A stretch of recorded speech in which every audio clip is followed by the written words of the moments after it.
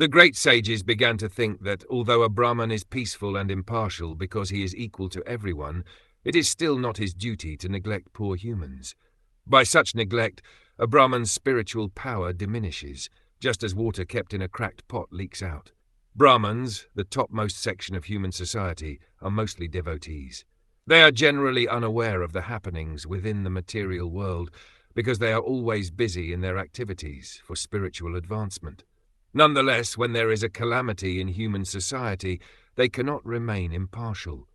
If they do not do something to relieve the distressed condition of human society, it is said that due to such neglect, their spiritual knowledge diminishes.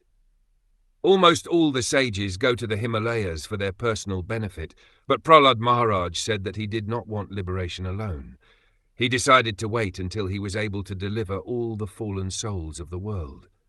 In their elevated condition, the Brahmins are called Vaishnavas.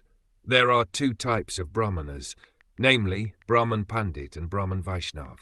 A qualified Brahman is naturally very learned, but when his learning is advanced in understanding the Supreme Personality of Godhead, he becomes a Brahman Vaishnav. Unless one becomes a Vaishnav, one's perfection of Brahminical culture is incomplete.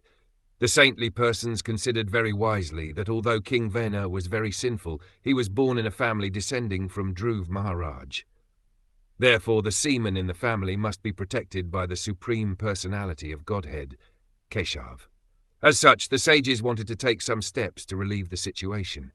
For want of a king, everything was being disturbed and turned topsy-turvy.